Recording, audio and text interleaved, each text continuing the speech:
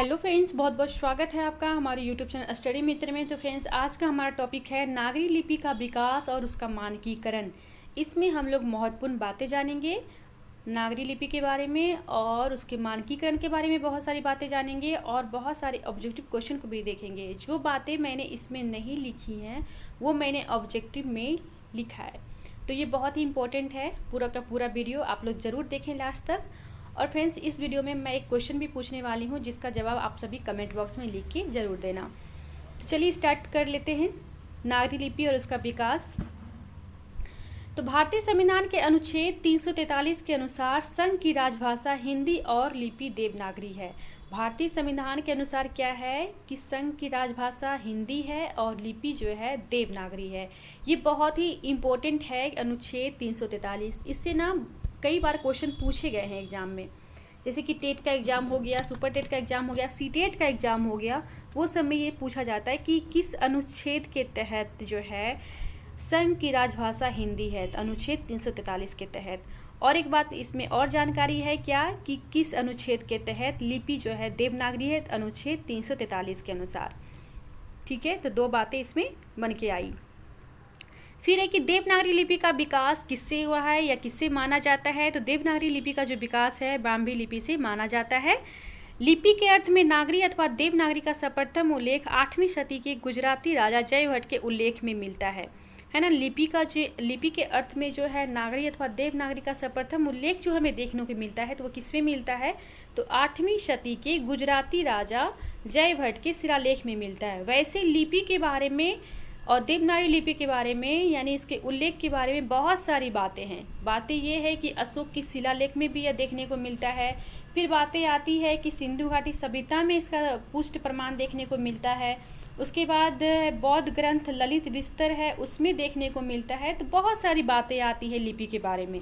लेकिन ये इम्पोर्टेंट है कि हिंदी के लिपि के अर्थ में नागरी अथवा देवनागरी का सर्वप्रथम उल्लेख जो है 8वीं सदी के गुजराती राजा के यानी जयभट्ट के लेख में हमें देखने को मिलता है। ठीक है, तो लिपि के विषय में बहुत सारी बातें हैं। भारत में ब्राह्मी का प्रयोग जो है 5वीं सदी ईसा पूर्व से लेके लगभग 350 ईसा पूर्व तक होते रहा। और इसके बाद जो है इसके दो शैलियों का विकास हुआ, उत्तरी और दक्षिणी शैली, है ना। भारत में क्या हुआ था, ब्राह्मी का जो प्रयोग है वह 5वीं सदी से यानी 5वीं सदी ईसा पूर्व से लेकर जो है लगभग 350 ईसा पूर्व तक होते रहा। इसके बाद क्या हुआ, दो शैलियों का विकास हुआ, उत्तरी और दक्षिणी शैली का। तो ब्राह्मी के उत्तरी शैली से क्या हुआ, गुप्त लिपि का विकास हुआ। ये बहुत ही इम्पोर्टेंट हो जाता है कि गुप्त लिपि का जो विकास हुआ वो किससे हुआ, तो ब्राह्मी के उत्तरी शैली से हुआ है गुप्त लिपि का विकास। ठीक है, ब्राह्मी के उत्तरी शैली से गुप्त लिपि का विकास हुआ है। उसके बारे में गुप्त लिपि के बारे में थोड़ी सी ये जानकारी मिलती है इस लिपि के बारे में कि गुप्त लिपि का जो विकास है ना 5वीं सदी तक यह प्रयुक्त रही। और फिर गुप्त लिपि से जो है कुटी लिपि का विकास हुआ। तो कुटी लिपि का फिर जो विकास हुआ तो यह 8वीं सदी तक प्रयुक्त होती रही। गुप्त लिपि कब तक, गुप्त लिपि 5वीं सदी तक, और कुटी लिपि जो है वह कब तक, तो यह 8वीं सदी तक। ठीक है, इस कुटिल लिपि से 9वीं सदी तक जो है लगभग नागरी के प्राचीन रूप का विकास हुआ। इस कुटिल लिपि से क्या हुआ, 9वीं सदी तक लगभग नागरी के प्राचीन रूप का विकास हुआ, नागरी के, और जिसे कि प्राचीन नागरी कहा जाता है। तो सीधी सीधी बात याद रखनी है आपको यह कि गुप्त लिपि से कुटिल लिपि का विकास हुआ और कुटिल लिपि से प्राचीन नागरी का विकास हुआ। प्राचीन नागरी से ही आधुनिक नागरी गुजराती, महाजनी, राजस्थानी, केथी, मैथिली, असमिया, बंगला आदि लिपियों का विकास हुआ। फिर देखिए, गुप्त से कुटिल, कुटिल से फिर प्राचीन नागरी, फिर प्राचीन नागरी से आधुनिक नागरी, गुजराती, महाजनी, राजस्थानी, केथी, मैथिली, असमिया और बंगला आदि लिपियों का विकास हुआ। तो ये सभी बातें आपको ध्यान में रखनी है। मुद्रण के लिए देवनागरी टाइप जो है सबसे पहले यूरोप में बना था। ऐसा ये क्वेश्चन पूछा जा सकता है कि मुद्रण के लिए देवनागरी टाइप जो है सबसे पहले कहाँ बना था, तो वह यूरोप में बना था। देवनागरी में प्रकाशित सबसे पहली पुस्तक जो है कौन सी है, तो सबसे पहली जो पुस्तक है वह है चाइना इलेस्ट्रेटा, है ना। देवनागरी में प्रकाशित सबसे पहली पुस्तक कौन सी है? तो चाइना इलेस्ट्रेटा है, सन 1667 इसका प्रकाशन वर्ष है। फिर आती है बात कि भारत में नागरी टाइप बनाने का श्रेय किसे दिया जाता है? तो भारत में जो नागरी टाइप बनाने का जो श्रेय दिया जाता है तो किसे दिया जाता है? तो चार्ल्स विलिकन्स तथा पंचानन को। यहाँ पे च नहीं होगा, यहाँ पे न होगा, पंचानन होगा, ठीक है। थोड़ा सा मिस्टेक हुआ, आप लोग सुधार कर लेंगे कि भारत में नागरी टाइप बनाने का श्रेय जो है चार्ल्स विलिकन्स तथा पंचानन को है और सन 1778, ठीक है, इसको ध्यान में रखना है। देवनागरी लिपि में वर्णमाला का वर्गीकरण या विभाजन जो है वैज्ञानिक रूप से हुआ है और इस दृष्टि से माना जाता है कि विश्व की सर्वश्रेष्ठ लिपि है देवनागरी। यदि देवनागरी लिपि में वर्णमाला का जो वर्गीकरण हुआ है उसकी दृष्टि से देखा जाए, विभाजन जो हुआ है उसकी दृष्टि से देखा जाए, वैज्ञानिक रूप जो देखने को मिलता है उसकी दृष्टि से देखा जाए तो देवनागरी लिपि जो है विश्व की सर्वश्रेष्ठ लिपि मानी जाती है और विश्व की सर्वश्रेष्ठ लिपि है ऐसा माना भी गया है। अब आती है बात कि देवनागरी लिपि में सुधार और मानकीकरण। तो देवनागरी लिपि में सुधार और मानकीकरण से पहले मैं एक बात बता दूं कि इसमें बहुत सारे कदम उठाए गए थे। बहुत सारे विद्वानों ने अपने अपने अनुसार अपने अपने मत रखे थे। किसी ने कहा था कि देवनागरी लिपि में ये सुधार होना चाहिए, किसी ने व्यंजन वर्ण को लेके सुधार की बात की, तो किसी ने कुछ। बहुत सारे आंदोलन भी चले थे, तो बहुत सारी बातें इसमें आ जाती है। तो सारी बातें को मैं इसमें नोट नहीं की हूँ, जो महत्वपूर्ण बातें मुझे लगी वो ही मैं नोट की हूँ। तो देवनागरी लिपि में सुधार का जो श्रीगणेश हुआ था, तो सबसे पहले जो हुआ था यानी कि देवनागरी लिपि में सुधार का श्रीगणेश लोकमान्य तिलक ने सन 1904 में अपने पत्र केसरी के माध्यम से किया था। अब यहाँ पे देखिए आपको 3 बातें इंपॉर्टेंट मिलती है कि देवनागरी लिपि में सुधार का श्रीगणेश किसके द्वारा हुआ? तो लोकमान्य तिलक के द्वारा हुआ। कब हुआ? तो 1904 ईस्वी में हुआ। और किस पत्र के माध्यम से हुआ? तो केसरी पत्र के माध्यम से हुआ, है ना। 3 बातें इसमें इंपॉर्टेंट आई जो कि बहुत ही इंपॉर्टेंट है। क्वेश्चन किसी भी तरह से पूछा जा सकता है, या तो पहले सुधारकर्ता का नाम पूछा जा सकता है, ईस्वी पूछा जा सकता है और पत्र पूछा जा सकता है, या फिर किसके माध्यम से हुआ ऐसा पूछा जा सकता है। तो 3 बातें इसमें आई कि श्रीगणेश हुआ लोकमान्य तिलक के द्वारा, और कब हुआ? तो 1904 में हुआ। और कब किया गया था? तो केसरी पत्र के माध्यम से किया गया था। सॉरी, कैसे किया गया था? सन 1926 तक उन्होंने टाइपों में छटाई करते करते 190 टाइपों का एक फॉन्ट बना लिया, जिसे कि तिलक टाइप भी कहते हैं। ये भी इम्पोर्टेंट हो जाता है कि तिलक टाइप किसे कहा जाता है। तो सन 1926 तक उन्होंने क्या किया था कि टाइपों में छटाई करते रहे और 1990 तक टाइपों का एक फॉन्ट बना लिया, जिसे कि तिलक टाइप भी कहा जाता है या कहते हैं। और एक बात और बता दूं कि मानकीकरण सुधार को लेके जो है ना, बहुत सारी जो कदम उठाए गए थे, तो बहुत सारे विद्वानों ने, तो कुछ विद्वानों का मैं थोड़ा सा बता देती हूँ कि उन्होंने क्या किया था। पंडित गौरीशंकर भट्ट ने सन 1912 में हिंदी साहित्य सम्मेलन कोलकाता में नागरी लिपि के सुधार के लिए अपने सुझाव रखे थे। और इसके बाद जो है सन 1913, 1920, 1931 के अधिवेशनों में अनेक महत्वपूर्ण विचार आए थे कि इसमें ये सुधार होना चाहिए, उसमें वो सुधार होना चाहिए। तो इस टाइप से बहुत सारी बातें देखने को मिलती है। उसके बाद क्या है कि हिंदी साहित्य सम्मेलन में सन 1935 में नागरी परेशानी सभा ने सन 1945 में सुझाव दिए थे, किंतु विद्वानों ने क्या किया था कि विद्वानों का पूर्ण सहयोग न होने के कारण जो है बात आई गई हो गई, मतलब थोड़ी सी बात रखी गई थी, फिर उसके बाद कोई मतलब सहयोग ना होने के कारण बात आई और गई वाली बात हो गई थी तुरंत। मतलब जैसे कि बात कोई रखा गया तो फिर उसका बाद में कोई सुझाव या फिर कोई उसका उपाय नहीं निकाला गया था। उसके बाद फिर क्या हुआ था कि सन 1947 में उत्तर प्रदेश सरकार ने आचार्य नरेंद्र देव की अध्यक्षता में लिपि सुधार के लिए एक समिति का गठन किया था। तो इस तरह से हमें बहुत सारी बातें इनमें देखने को मिलती है कि सब लोग अपने अपने हिसाब से कदम उठाए थे, अपने अपने हिसाब से विचार को रखे थे। अब देखिए, देवनागरी लिपि के सुधार की दिशा में महात्मा गांधी की स्वीकृति सेवाग्राम लिपि, ये बहुत ही इंपॉर्टेंट हो जाता है कि महात्मा गांधी की जो है स्वीकृति यानी सेवाग्राम लिपि और आचार्य विनोबा भावे की लोकनागरी लिपि उल्लेखनीय है। सुधार के लिए की दिशा में यह जो है ना, ये दोनों सेवाग्राम लिपि और विनोबा भावे की लोकनागरी लिपि जो है बहुत ही उल्लेखनीय है, बहुत ही महत्वपूर्ण कदम था इन दोनों का। फिर बात आती है कि डॉक्टर ओम प्रकाश आराज ने अपनी पुस्तक नागरी लिपि समस्याएं और समाधान में लिखा है कि शिरोरेखा हटा देने से लेखन की गति लगभग दोगुनी हो जाएगी। यहाँ भी एक इम्पोर्टेंट बात आ जाती है कि ऐसा क्वेश्चन पूछा जा सकता है कि वैसे मैं बार बार ये बात बोलती हूँ कि क्योंकि मुझे बहुत ही इम्पोर्टेंट लगता है और मैं इसे इसमें जो भी मैं लिखी हूँ सारे के सारे इम्पोर्टेंट ही होते हैं, लेकिन मुझे बोलना पड़ता है क्योंकि वो मुझे बहुत ज़्यादा इम्पोर्टेंट लगता है कि ऐसा एग्जाम में पूछा जा सकता है, इसलिए मैं बोलती हूँ। डॉक्टर ओम प्रकाश आराज ने अपनी पुस्तक नागरी लिपि समस्याएं और समाधान में लिखा है कि शिरोरेखा हटा देने से लेखन की गति जो है लगभग दोगुनी हो जाएगी। तो ऐसा क्वेश्चन ऐसा पूछा जा सकता है कि डॉक्टर ओम प्रकाश आराज की कौन सी पुस्तक है, तो नागरी लिपि समस्याएं और समाधान, ये आपको ध्यान में रखना है। और ये भी क्वेश्चन बन सकता है कि शिरोरेखा हटा देने से लेखन की गति लगभग दोगुनी हो जाएगी, ऐसा किसने कहा था, तो डॉक्टर ओम प्रकाश आराज ने कहा था। अब देखिए कुछ महत्वपूर्ण कथन, ये भी बहुत ही इम्पोर्टेंट होता है, एग्जाम में पूछा भी जाता है कि संसार में यदि कोई सर्वांगपूर्ण अक्षर है तो देवनागरी के हैं, ऐसा किसने कहा था, तो ऐसा किसने कहा था, तो सर आइजक पिटमैन ने। ठीक है, इनके द्वारा ये कहा गया था कि संसार में यदि कोई सर्वांगपूर्ण अक्षर है तो वो देवनागरी के हैं। बहुत अच्छी अच्छी बातें लोगों ने कही है देवनागरी लिपि के विषय में, तो महत्वपूर्ण कुछ बातें को यहाँ पे रखा गया है। देखिए दूसरा है फिर, नागरी लिपि से बढ़कर वैज्ञानिक लिपि मैंने नहीं पाई। नागरी लिपि से बढ़कर वैज्ञानिक लिपि मैंने नहीं पाई, यह कथन किसका है, तो आचार्य विनोबा भावे के, है ना, आचार्य विनोबा भावे के यह कथन है। तो ये सब कथन जो आपको ध्यान में रखना है, इससे इंपॉर्टेंट क्वेश्चन बनते हैं।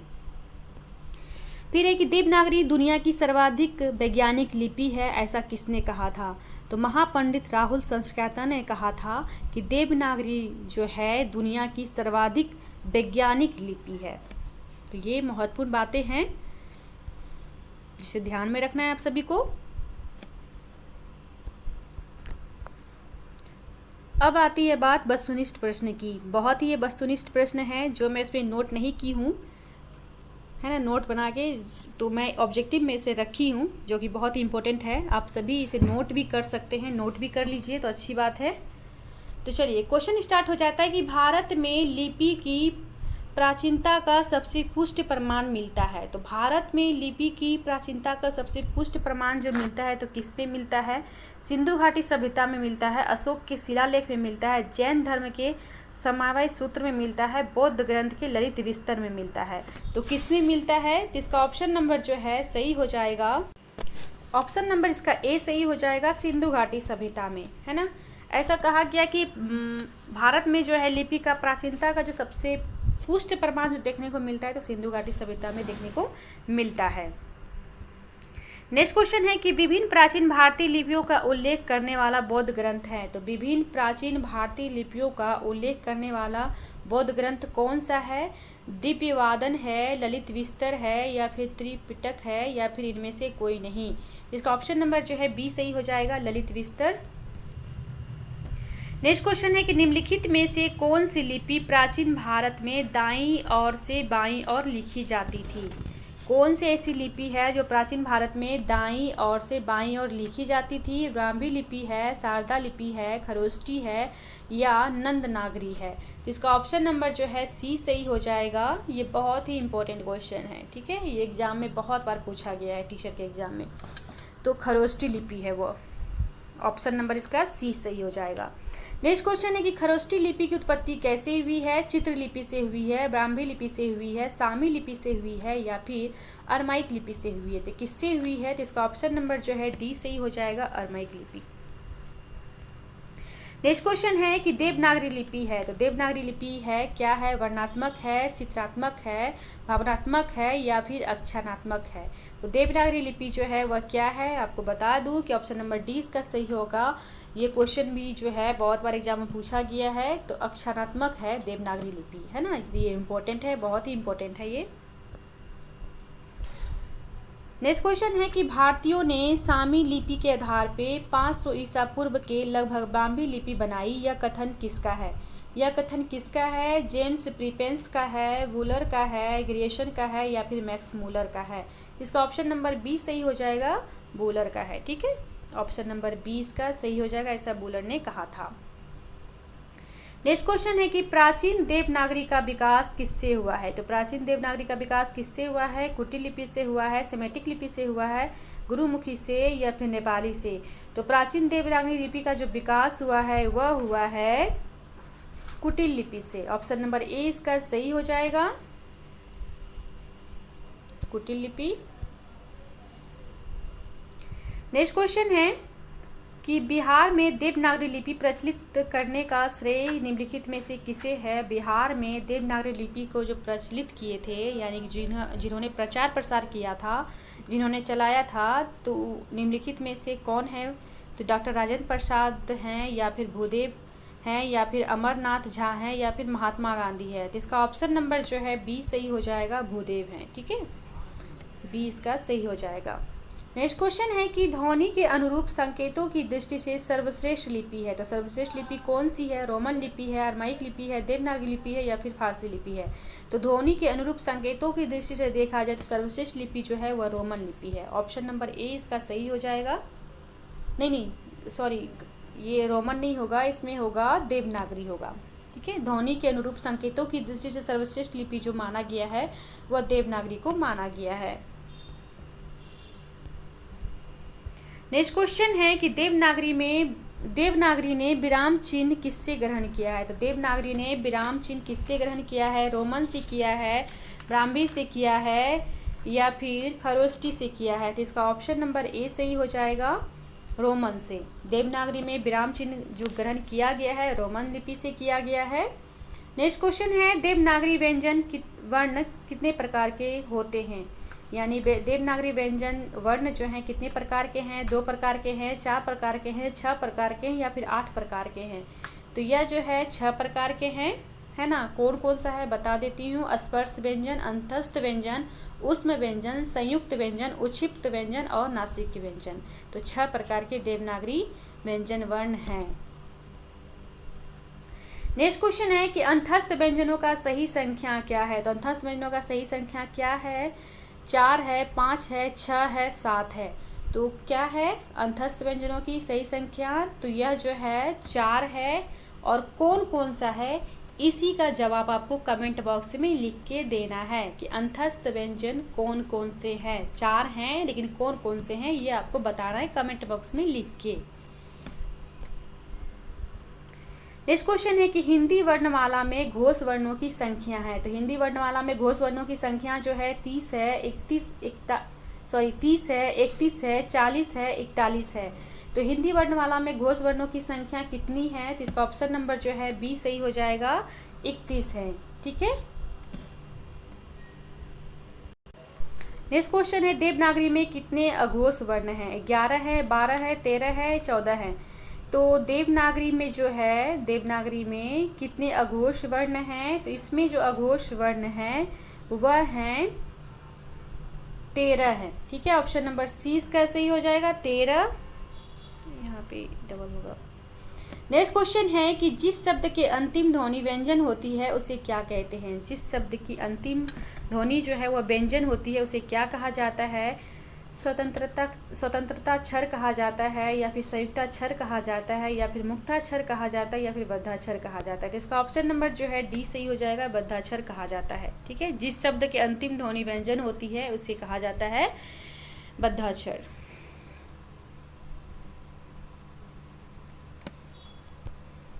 नेक्स्ट क्वेश्चन है एक लिपि विस्तार परिषद के संस्थापक कौन है? एक लिपि विस्तार परिषद के संस्थापक कौन है? भारतेंदु हैं, शारदा चरण मित्र हैं, काका कालेकर हैं, आचार्य विनोबा भावे हैं।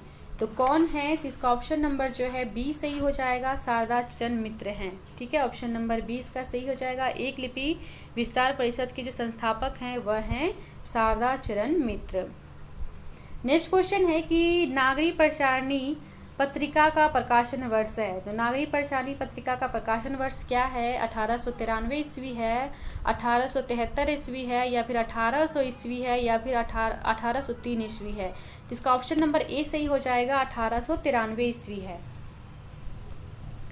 नेक्स्ट क्वेश्चन है कि सेवाग्राम लिपि का संबंध किससे है? तो सेवाग्राम लिपि का संबंध किससे है? महात्मा गांधी से है, विनोबा भावे से है, बाबा आमटे से है, या फिर जवाहरलाल नेहरू से है? तो इसका ऑप्शन नंबर ए सही हो जाएगा, महात्मा गांधी से है सेवाग्राम लिपि का संबंध। Option number A